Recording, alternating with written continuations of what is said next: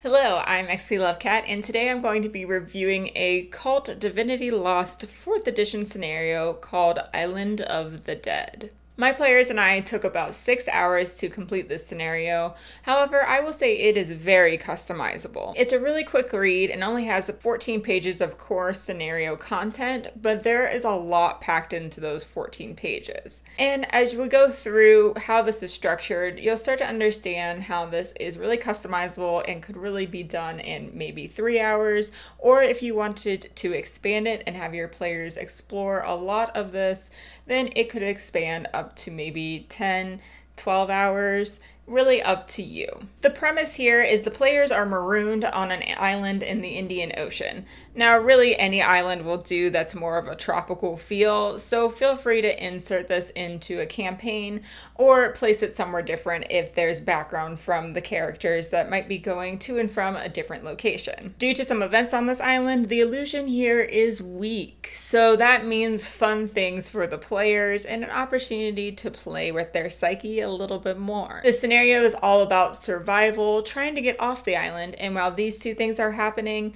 they stumble on some pretty horrific things and maybe start to change their personality a little bit too. So from this point forward, there will be major spoilers. If you don't want to be spoiled, go ahead and check out some of my other videos and send your GM my way. 4 pre-generated characters are included in this scenario, and I think they fit really well within the context of what's going on the island. However, you don't have to use these pre-gens. We did use our own created characters, and it worked fine, but there were a couple things that I want to make sure that you use if you have these characters that are created by your own players.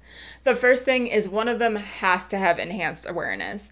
This was a huge thing on the island. There were a lot of different pieces of information that if no one had enhanced awareness, they would have difficulty actually getting that information and really getting the lore of what's going on the island. The other key point, if you're making your own characters, is to make sure you have relations with at least 1 or 2 dead people.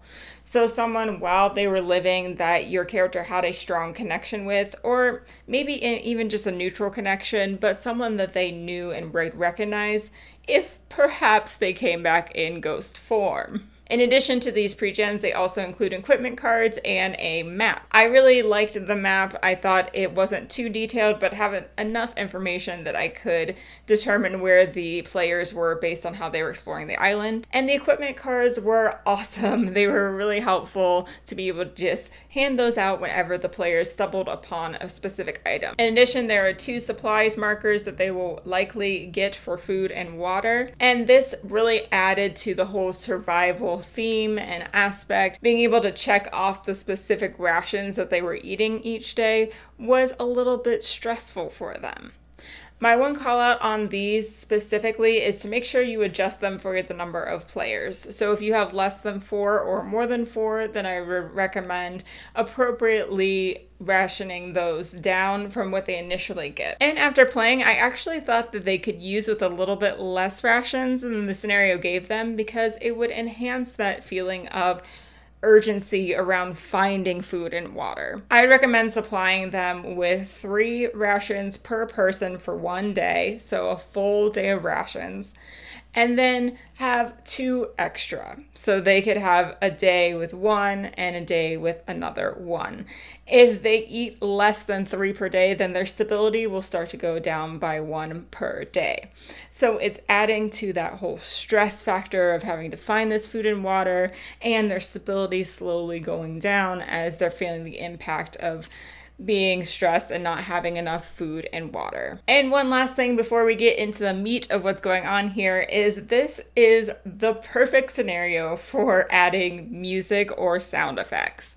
I generally, as a GM, don't spend a ton of time using music. It can be awkward sometimes, an additional layer of planning, but this scenario was just so perfect for it. The sounds of the waves, the jungle sounds, different animal sounds. There's an alarm that goes off when creepy things are happening with sacrifices. So that was a really interesting piece of unease to help elevate the horror of what's going on in the island. Okay, enough of that setup. Now let's get into the scenario. It starts out with your players actually having a plane crash, which we later find out is caused by people on the island. They are stranded now on the island and they have some time to explore the beach, which is likely where they're going to find their rations that came from the emergency pack of the plane, a lifeboat, and they're also going to start to see a sailor's boat, fishing vessel of some sort out. And for some reason, that fishing vessel is not coming to save them, and it kind of keeps circling the island. A little strange. There are 3 major categories in this scenario, and that is the beach, the jungle, and the mountains.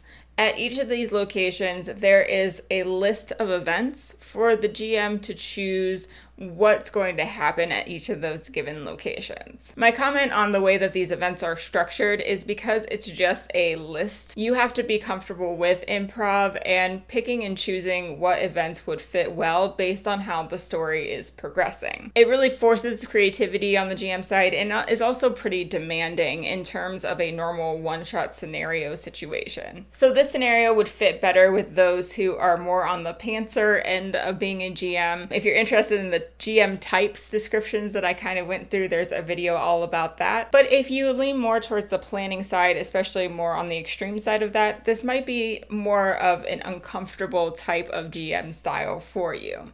So just keep that in mind as you're deciding whether this is a good fit for you and your group. Okay, so what's this island all about? A long while ago, people created a temple to their god on the island's highest mountain. They built a city around it that sparked envy in the chieftains on the other islands. These other tribes started to invade the island to try to steal their treasures. So the people turned to their priests for strength. They were offered powers in exchange for human suffering and sacrifice. Then one day a foreign army arrived led by a gigantic king, and this king killed the priests but ended up dying himself in the fight. The few survivors fled down into the jungle and live as tribesmen down there. We learned that the deity on the island is an incarnation of the death angel Golab, aka the herald of suffering. So there's actually mechanics tied to this island that I thought were super interesting. The first is that if characters experience violence in any sort of way, that they kill an animal for food, for example, they start to feel satisfied and fulfilled. They kind of like this violence that is entering them when they experience this event. Number 2 is there's a weak illusion on the island that makes it more conducive to contacting the dead. And throughout the scenario, we're going to see that these players are interacting with ghosts from their past, which is a super interesting piece to this scenario. And number 3, if they are killed on the island, they wake up a little bit later on the island, but they can never leave and they are infinitely stuck there. So all of those mechanics I thought added to the scenario and worked really well with this play. An additional piece of this is the wild boar cult. And this wild boar cult started when sailors crashed on this island. Their vessel was stranded, and Captain Harkness was overtaken by Golab's influence. They eventually made camp up in the mountains and began sacrificing tribe people, and eventually repaired the ship to gather new victims. So Captain Harkness is actually the one that caused this plane crash and has all of these juicy survivors from the plane crash to sacrifice for Golab. Okay, so that was a lot to unpack, but basically the goal of this is to slowly get this background and lore to your players, and alongside that, have them experience some of the horrors going on in the island. You as a GM are going to want to become familiar with the different event options before you head into gameplay. But I don't expect you to actually use them all during the story. It's going to be strategically picking the ones that fit with how your players are exploring this island. It's important to note to sprinkle in some ghost interactions throughout. I thought this was a super fun part of the scenario, was grabbing specific things from your players' backgrounds and having these ghosts appear as their stability starts to go down. And these interactions can look however you want them to. It's kind of part of that improv piece. But for me, it was more of just flashes of the ghosts and thinking that they recognize the person. And then as their stability continues to go on, the ghost would get closer and say a couple words and disappear. just to get enough creeping vibes going on throughout these ghost interactions. And make sure to spread the love throughout your players, so not just one player is getting these ghost interactions. I would like everyone to have a chance to experience that part of their backstory. I'm not going to read all of the events because you can do that on your own. However, I'm going to point out the main goals of each of the sections and some of the key events that I think need to take place, no matter how you end up playing this scenario. Most likely, the players will start investigating the beach first. The main goal here is to start sprinkling in a little bit of horror and focusing on that survival aspect. They should be able to see the fishing vessel starting to go around the island, but not be able to flag them down yet. So this survival aspect is really key, being able to give them the starting rations, but realizing that they might not have enough and they're going to have to start exploring. The horror can be sprinkled in first with more generic weather events, so really focusing on things that could be in the realm of possibilities, but are just a little bit extreme for their specific situation. In addition, there is a siren that goes off every time a sacrifice is made up in the mountains. So definitely once per day have that siren go off, which is a great time for those sound effects, because it adds to this weird atmosphere of something's not right here. The jungle is next, and the main goal here is the research center, continuing with that horror and having some interactions with the natives in the jungle. The continuation of horror is really around animal sounds, animals possibly hunting the humans down, animals being sacrificed. All of those things will start to be a little bit weird. Continuation of weather, that siren going off from time to time, and also starting to sprinkle in those ghost interactions. There are several ways that they could stumble upon the natives. The first is potentially seeing a native settlement, but also they could see the natives just collecting berries, having kids, anything that would let them know that they're not alone on this island. And the research center. The research center is the crux of the background information that they're going to get. So it's important that you put the research center in a place in the story that feels natural, that feels like they've had the adequate opportunity to explore the jungle and the beach first, so they don't find it right away. Give them some time, and then eventually they will stumble upon this research center when the story is starting to get a little bit dull, or they seem like they've explored quite a bit.